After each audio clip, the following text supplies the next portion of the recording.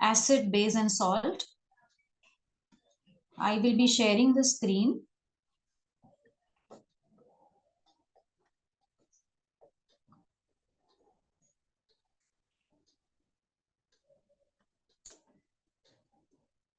Okay.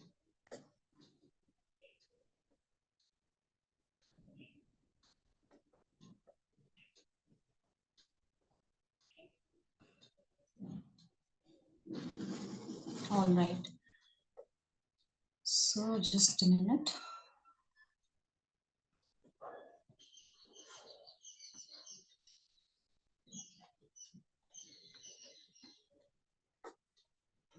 Yes. So when we hear the word acid, the first thing that comes to the mind is something sour in taste, right? So sourness is the general property or the physical property of an acid. So there are certain other general properties of acids. Let us see them one by one. The first one is the taste, which I mentioned just now. We have several examples for that. Like we have lemon, which is sour in taste. There are certain fruits like oranges, which are sour in taste. It is because they have acid present in them. Now, when we bring a litmus paper in contact with an acid, its color changes from blue to red, which indicates that the substance is acidic in nature. So a litmus paper will always change the color of blue litmus to red. The third one is methyl orange. Methyl orange is a synthetic indicator, which again indicates whether the given substance is acid or not. The moment it changes the color from orange to pink when in contact with the substance, then we get to know it is acidic in nature. The way we have methyl orange, we have another synthetic indicator called phenolphthalein, which originally is colorless, but when it comes in contact with an acid, you won't see any change into it. It means it remains colorless. So this shows that the substance is acidic in nature. And then there is no change with the turmeric either. An acidic substance will not change the color of turmeric. It will remain yellow. So children, the listed properties are the physical properties of an acid. And these are also called the general properties. Now we'll see the general properties of bases. Bases are bitter to taste. Like we have bitter gourd, which is bitter in taste because it has a natural base into it. It will change the color of litmus from red to blue. And phenolphthalein, which I said originally is colorless, will become pink when in contact with the base. Methyl orange, which originally is orange in color, will become yellow. The turmeric, which is originally yellow in color, will become pink or red when it comes in contact with the base. The general observation you must have seen, if you have a curry stain on a cloth and you are washing it with soap or detergent, the curry stain, which is yellow in color because of turmeric into it, becomes red in color. Because as I said, soap or detergent, they are basic in nature. And finally, when you feel them with your fingers, they will feel soapy because soap is having base into it. Soap is made out of base. So these are the general properties of bases.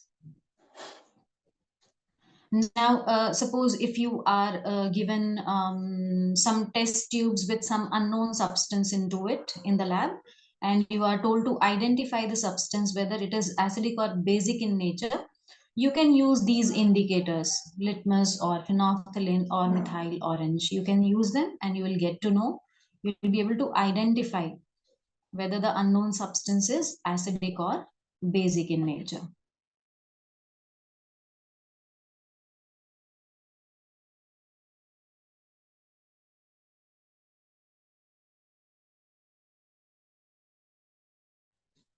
Like what is the response of acidic substance or basic substance with the litmus, methyl orange or phenolphthalein. So you can note it down or you can take the screenshot of this thing, which will help you to answer 1 mark questions.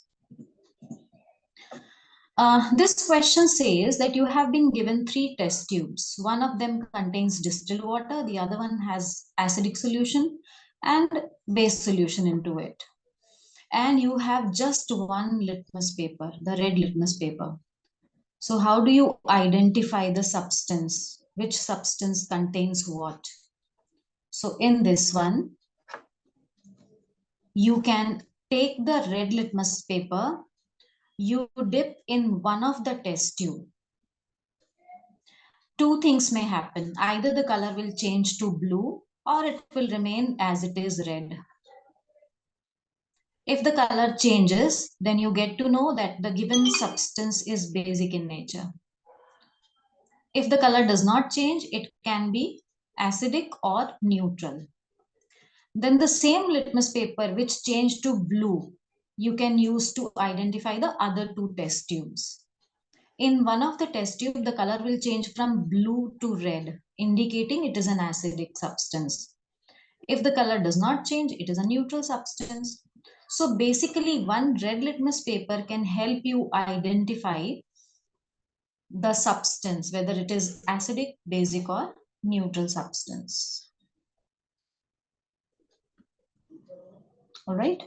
So this is the answer to the question. Now, preparing an indicator of your own.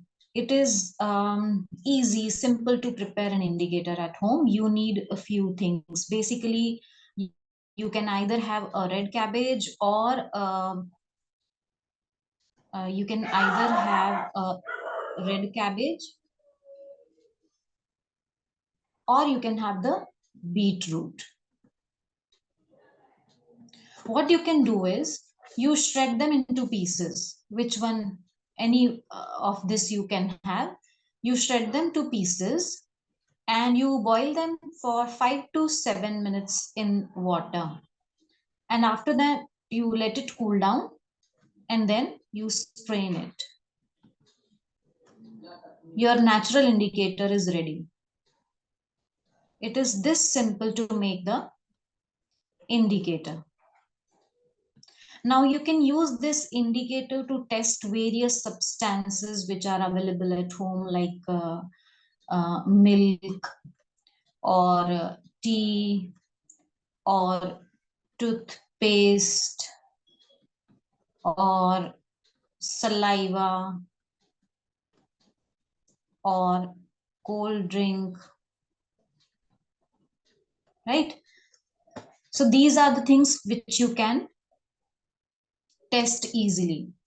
You will see that this natural indicator, which is originally purple in color, will give different shades. Like with acidic substances, it gives shades of red. With basic substances, it gives shades of blue. And with neutral substances, it becomes green.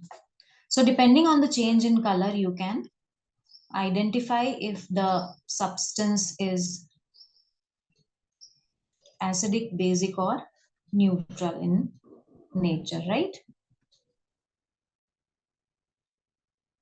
So this was about the indicators, the indicator which you can prepare at home. Now there are certain other indicators which work on the basis of smell. Let me erase all this. Okay. Some indicators are based on smell. They smell differently in acidic medium and they give some other smell in basic medium. So they are also called olfactory indicators. Olfactory indicators, just because we have a nerve connecting the brain and the ear. Sorry, the brain and the nose. It helps you sense your surrounding on the basis of smell, right? So that is why they are called olfactory indicators. We'll see some examples. Uh, you can see the definition, right? The examples are onion. Onion is an indicator which will give a characteristic smell with acid, and the smell will disappear with the base. It shows a cloth soaked in onion juice. These are two pieces of clothes that are soaked in onion juice. On one of the cloth, you pour HCl, which is hydrochloric acid, and on the other one, you put some sodium hydroxide, which is a base, or you can use soap or detergent in place of it, because as I already mentioned, these are made out of base. So here you will have a characteristic smell. You must have experienced the onion soaked in vinegar, the smell of the onion that are soaked in vinegar. They become pink in color, right? And they have a different smell. They don't smell like onion anymore when you put it in vinegar. Vinegar is an acid.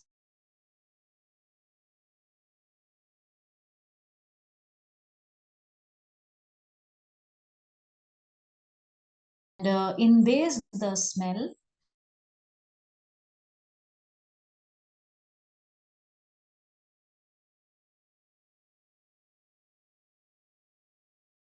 with the vanilla essence. In one of them, hydrochloric acid is poured. You will have a pleasant smell. And in the other one, you have a base with vanilla essence. The smell destroys. So the bases remove the smell of certain substances. So you want. So this is the second example. And finally, we have clove oil. Here also, you have different smell with the acid and base. Now, someone has to be very sensitive to sense the smell. Everyone is not equally sensitive. Everyone cannot identify the smell so fast or so accurately.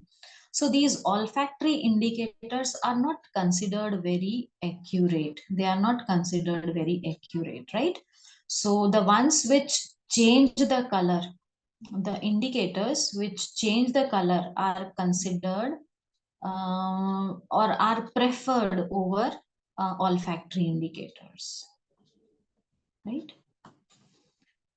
So here you can have a question like which one is preferable, olfactory indicators or the indicators which are based on the change in color. So now we'll have the chemical reactions. We'll see the chemical reactions one by one. The first one is you can see the equation here. This you can identify. This is dilute sulfuric acid, right? It is reacting with zinc. Now, zinc is a metal. When zinc reacts with acid, you get zinc sulfate, which is a salt, and this is hydrogen gas, right? So this is one equation. The other equation is also a similar one.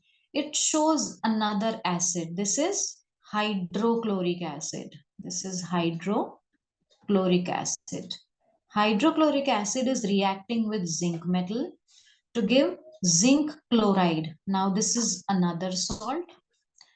Here also you get hydrogen gas.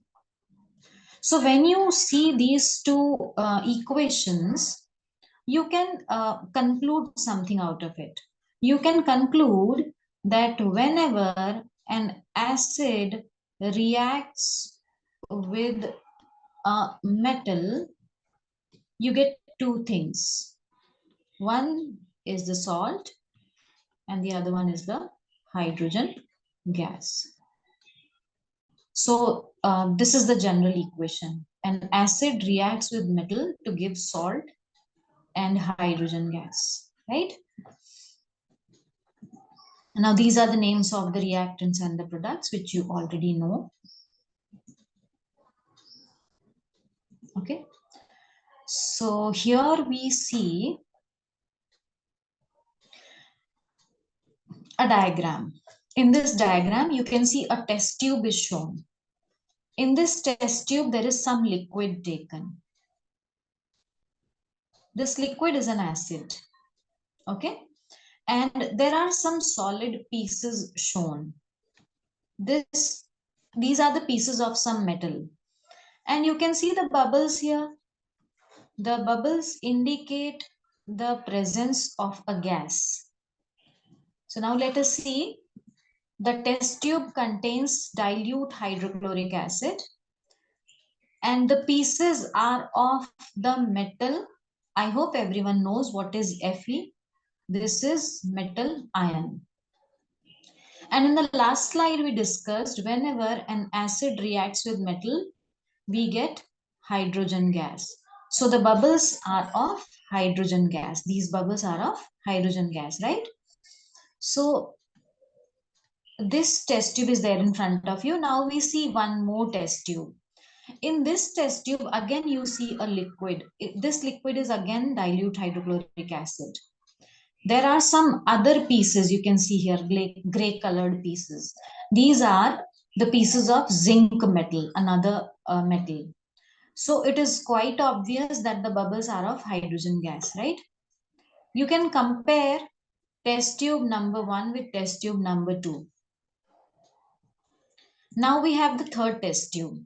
Here again we have same hydrochloric acid, but this time we have magnesium, the pieces of magnesium.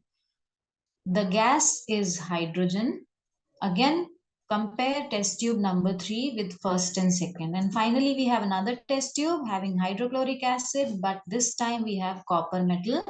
But you don't see any hydrogen gas bubbles into it, right? So here we conclude one thing, and that is all the metals do not react with the same intensity with the acids. Different metals react with different intensity. Like here on the screen, you can see magnesium is most reactive because it gives so many bubbles with hydrogen. A lot of hydrogen gas is produced with acid. And the second one is zinc. Zinc is less reactive as compared to magnesium and is less reactive than both of them, but copper does not react at all. So we can arrange them in the decreasing order of reactivity, starting with magnesium. Then we have zinc, we have iron, and we have copper. Here only 4 metals were listed. But if you check the common metals which are available or the common metals which we use in our daily life, you will see the same observation. All metals are not reacting with the same intensity. So you can actually create a series of metals in the order of decreasing reactivity. Means when we go down the series, the reactivity decreases. The ones which are there on the top are most reactive. And when we reach the last metal, it is least reactive. Such a series of metals is called reactivity series. Reactivity series, or in some textbook you will find them as activity series, right? So this is the order. Now here you have very frequently asked questions, like you will be having some data in front of you with some common metals, like the acid used is hydrochloric acid, and certain metals like copper, magnesium, aluminium, zinc, they'll give you the amount of hydrogen gas produced, and then you will have to order them on the basis of decreasing or increasing reactivity. So once you know the amount of hydrogen produced, you can arrange them. Or the other one is a metal will displace the other one. Say for example, if I take a salt solution of zinc, if I take zinc sulfate and I make it react with magnesium, because magnesium is more reactive than zinc, it will displace it. And we'll have magnesium sulfate and zinc is free, right? So the data can be given in this way also. You can be given the common metals and whether the metal is being displaced or not displaced, displacement took place or not took place. On that basis, you can decide which metal is most reactive, which is least reactive. So such kind of questions are there on this topic, right? Now, which gas is usually liberated when an acid reacts with a metal? We just now have discussed it is hydrogen gas. And it is asking illustrate with an example. So any example you can take the example of magnesium and sulfuric acid. So we get magnesium sulfate along with hydrogen gas. And how will you test the presence of the gas? Now, children, this is the reaction where hydrogen gas is produced, but there are certain other reactions where carbon dioxide gas is produced. So we will simply see the bubbles in both the cases, whether it is CO2 or hydrogen, we will simply see the bubbles. And both are colorless gases. So we won't be able to make out which gas is produced. So there are certain chemical tests which help you understand that.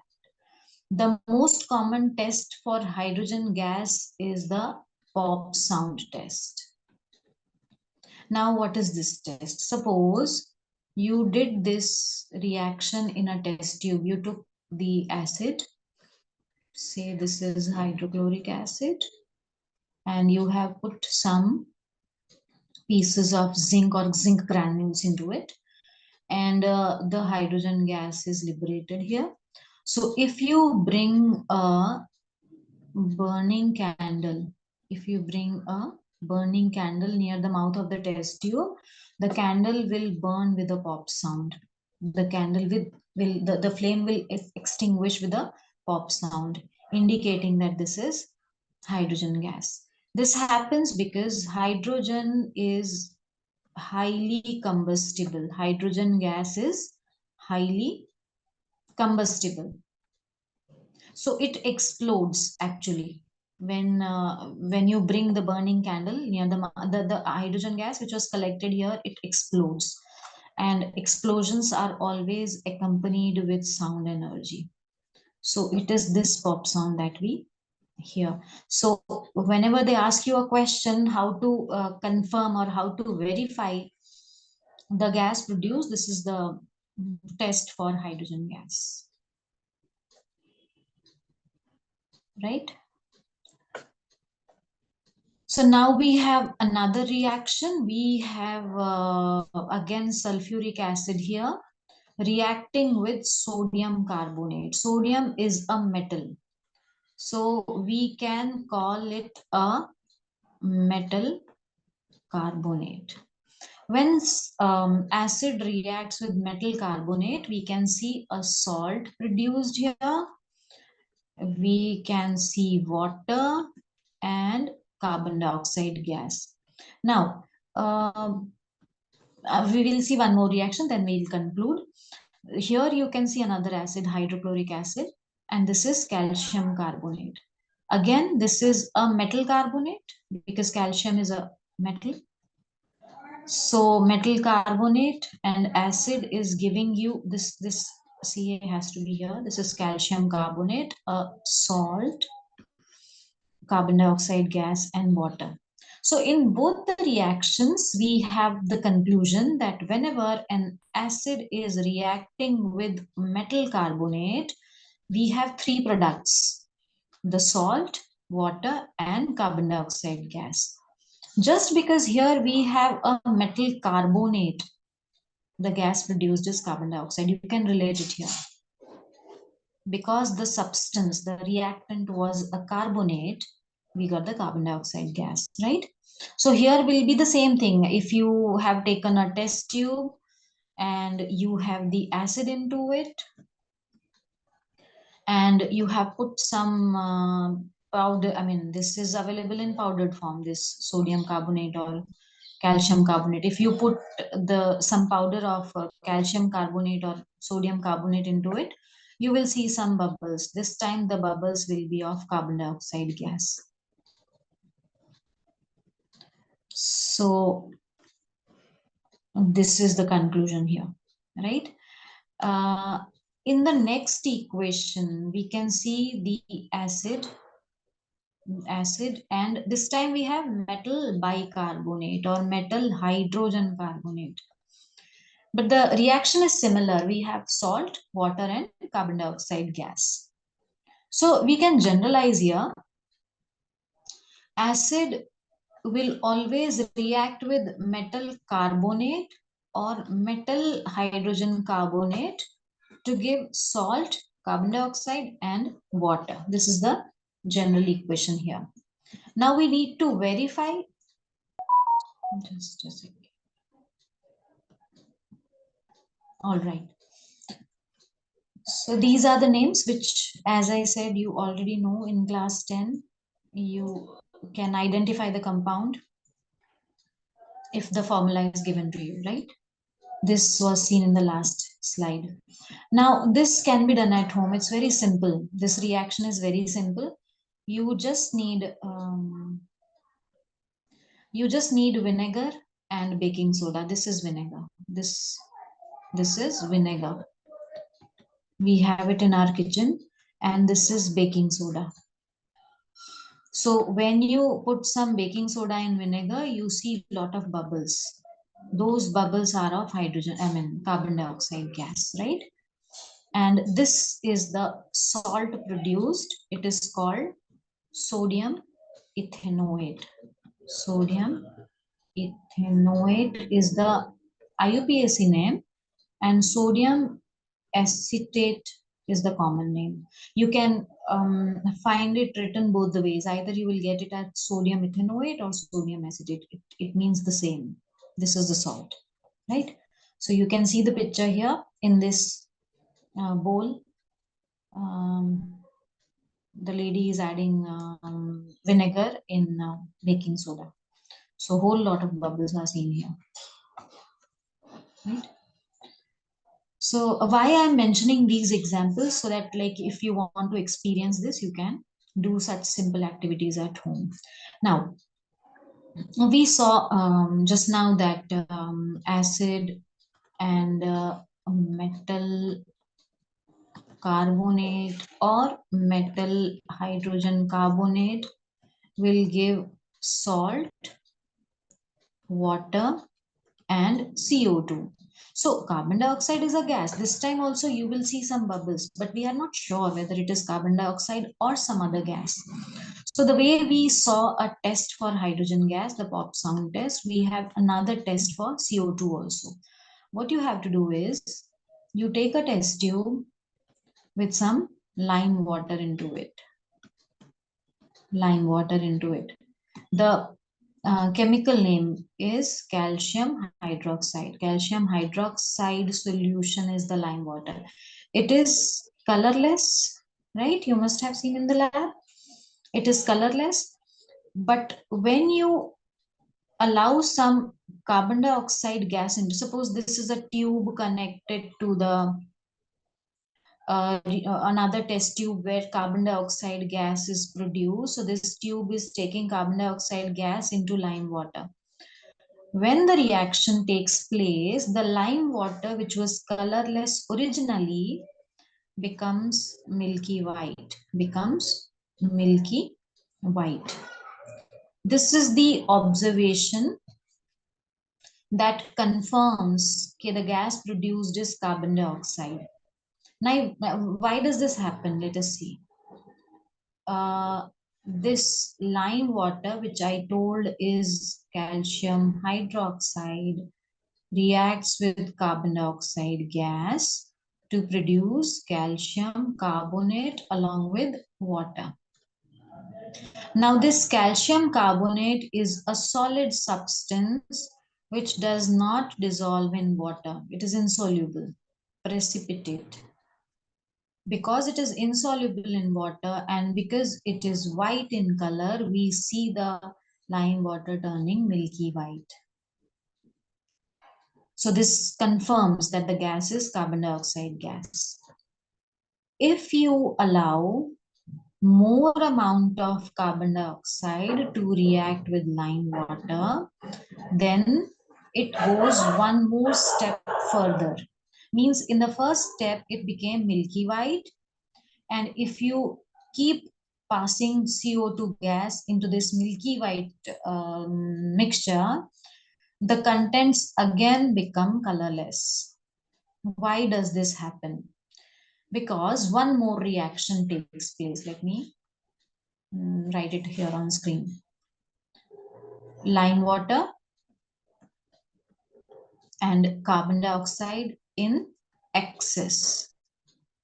So what happens is we get calcium hydrogen carbonate. Calcium hydrogen carbonate with water. Now this dissolves in water. And because this dissolves in water, the contents again become colorless. The solution again becomes clear. So the one which became milky before has become colorless again. So this is the confirmatory test for carbon dioxide production. And this can be a 2-mark question. They can ask you what happens when carbon dioxide is made to pass through lime water for a short duration and for long duration. So you need to write both the equations carrying 1 mark each. Right? So this is shown here. You can see this first test tube is the lime water. Here in the second one, this reaction took place. It became milky white. And in the third one, it became clear again because this reaction took place in the third one. All right. So here you have the common question based on the concept. Metal compound A reacts with dilute hydro. So we can frame the equation like this. A reacts with dilute hydrochloric acid. If you get such kind of questions in exam, go on solving them as you read it, the way I am doing. It produces effervescence. Effervescence means lot of bubbles produced, right? So it means it indicates some gas is produced. We don't know which one.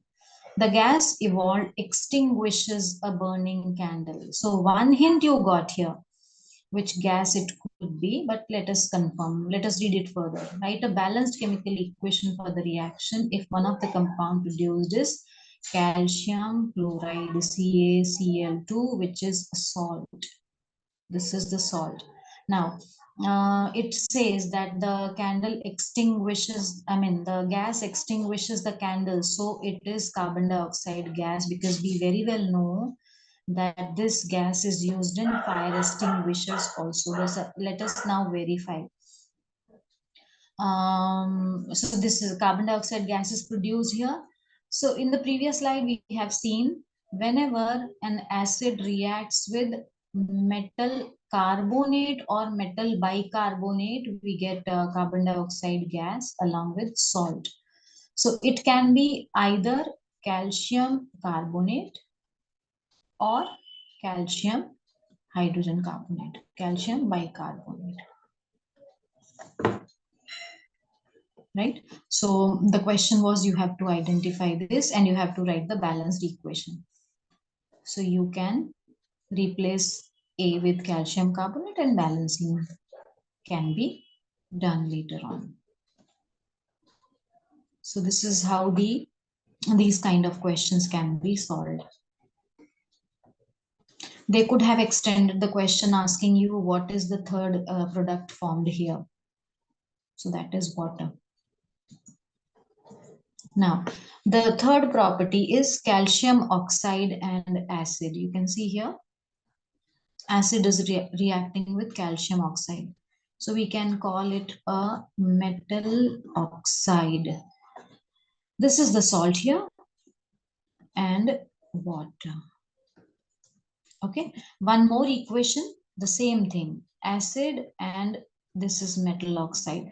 In the first one, we have calcium oxide. The second one is having copper oxide. We get salt and water. So the general equation here is acid and metal oxide will always give you salt and water. Here we have one more conclusion. Acid reacts with something to give salt and water, and that something is a base. This is the neutralization reaction. Neutralization reaction. So here we can conclude one more thing, that metallic oxides are basic in nature.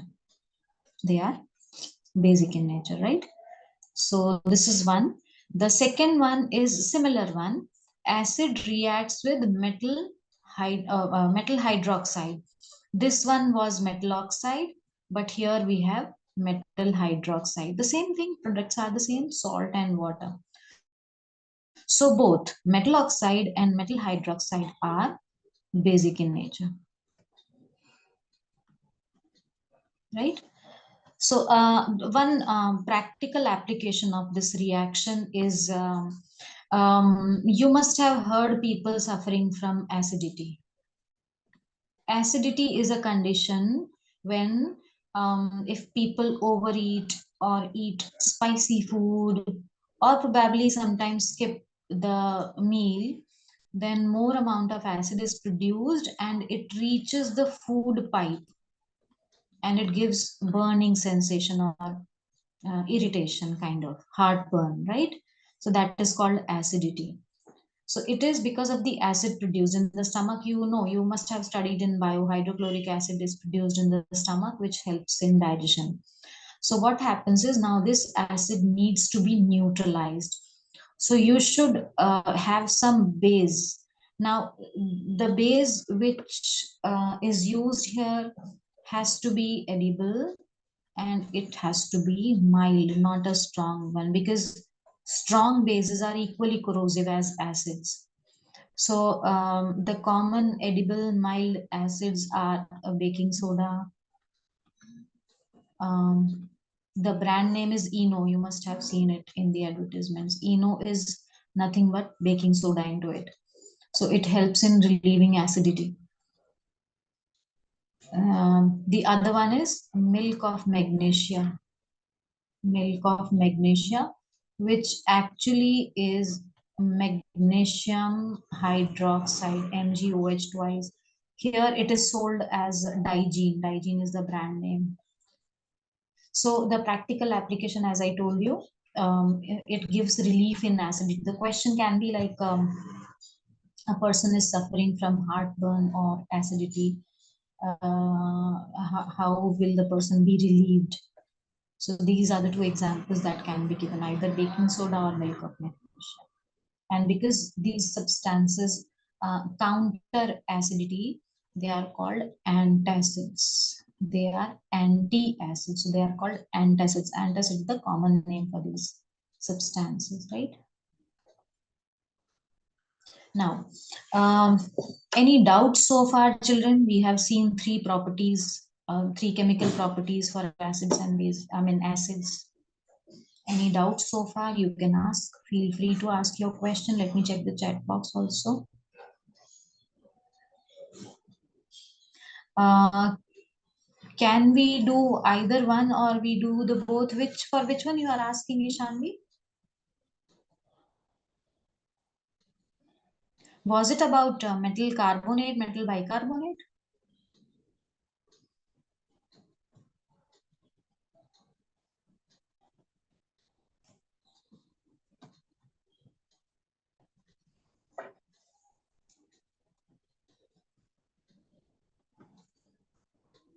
Metal hydrogen carbonate. Yes, you can use any of them till they specify. If they are not specifying in the question, you can use any of them. You can use a metal carbonate or metal bicarbonate. Any other question?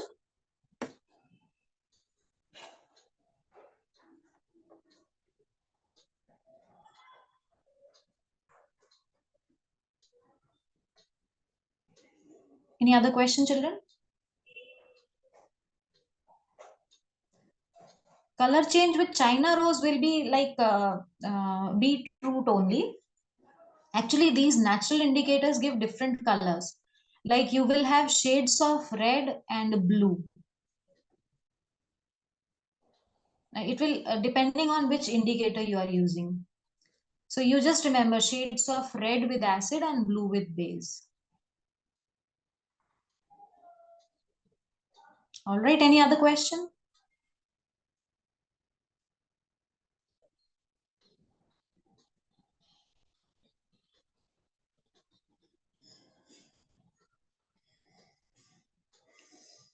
Any other question, children?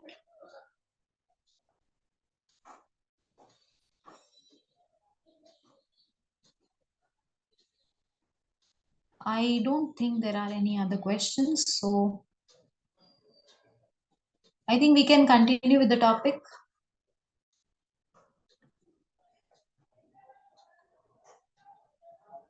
All right.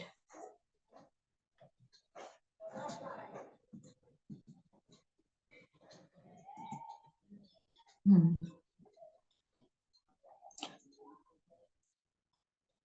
So this is what I just now explained.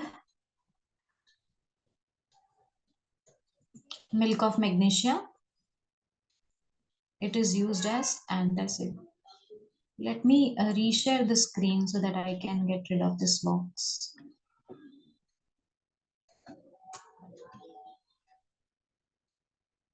All right.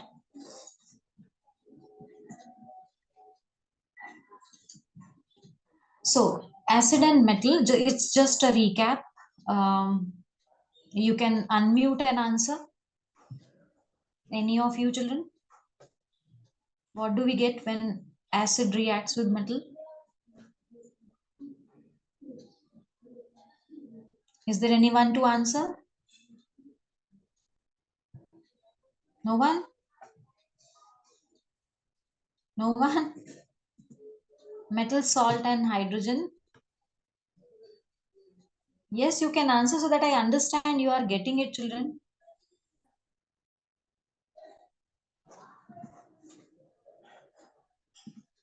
Acid and metal oxide, salt and water. Right? Now, the next property is about HCl and NaOH. This is the acid, hydrochloric acid, and this is the base, sodium hydroxide. As you already know, the reaction between acid and base will give you salt and water. I mentioned it a few minutes back. So this is called neutralization reaction, right? The reaction between acid and base is neutralization reaction just because we get the salt. So this is the NCRT question. What is neutralization reaction? Give two examples. So you can give any two examples. You can take any acid reacting with any base to give. Now this reaction actually takes place in the stomach if someone has used this antacid in case of acidity. So the salt produced here is magnesium chloride with the water. Right. Now we'll start the reaction or the properties of bases. In this reaction, you can see sodium hydroxide is reacting with metal zinc. You get salt. This is called sodium zincate. Sorry, zincate. Sodium zincate, and hydrogen gas is produced. And But this is not true with every base. All the bases do not react with all the metals. There are only two metals. The one is zinc, the other one is aluminium. They react. First equation we have seen, and if it reacts with the base, then we get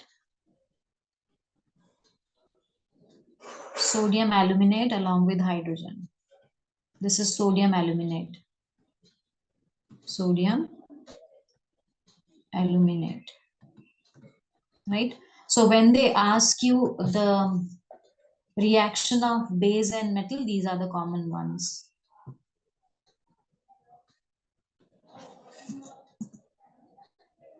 Okay.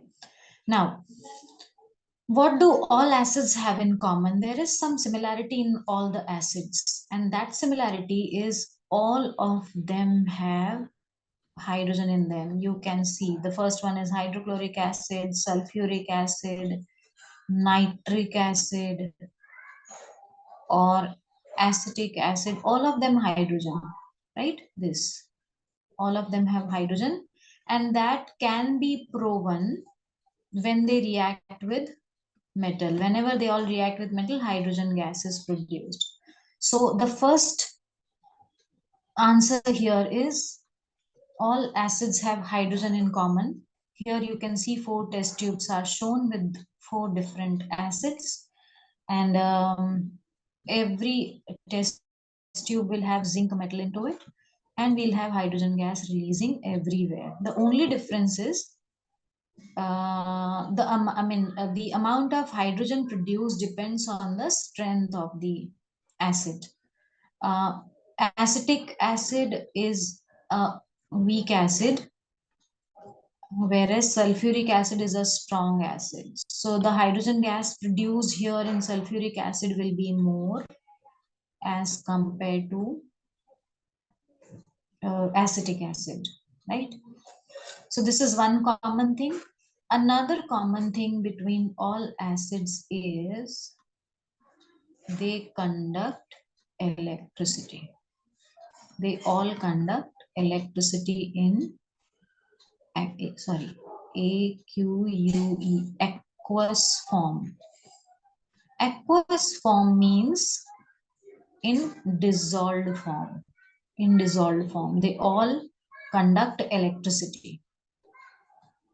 Now, to prove this, we need to understand an experiment. Let us see that.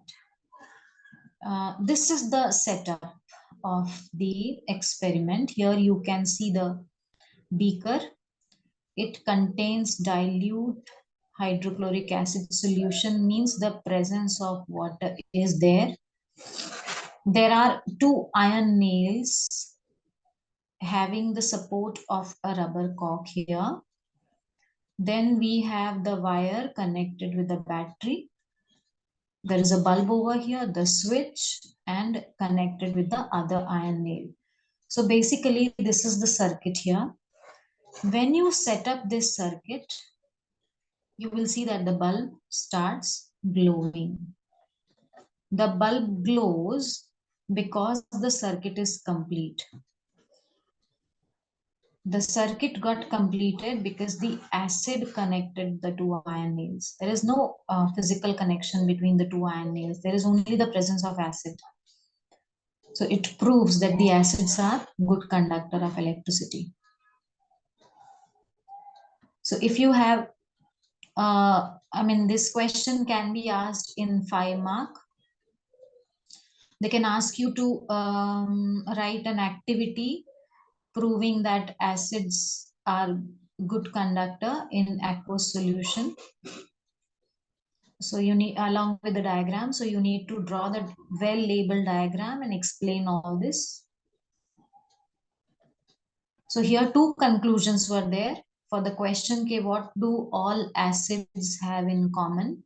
What do all acids have in common? For that, the first point is they all have hydrogen, which is released when they react with metal, and they all conduct electricity in aqueous form.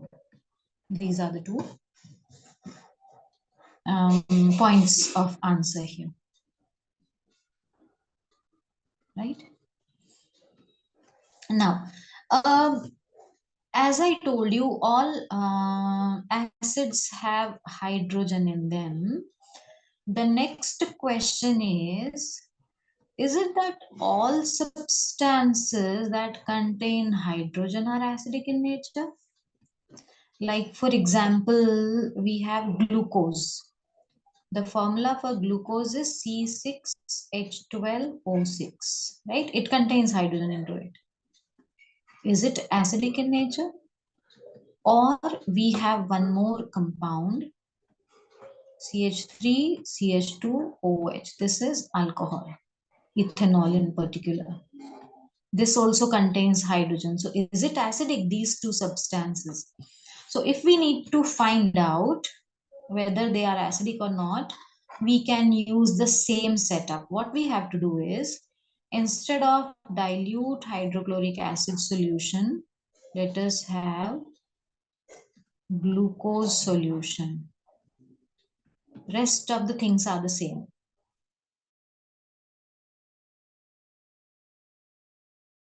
See that the bulb does not glow.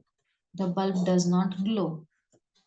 It indicates that the glucose did not conduct electricity, though it has hydrogen into it. It contains hydrogen. Same observation is with ethanol. Ethanol is already, it is diluted form or it is in liquid form. Even if you replace glucose with ethanol, you will see the bulb is not glowing.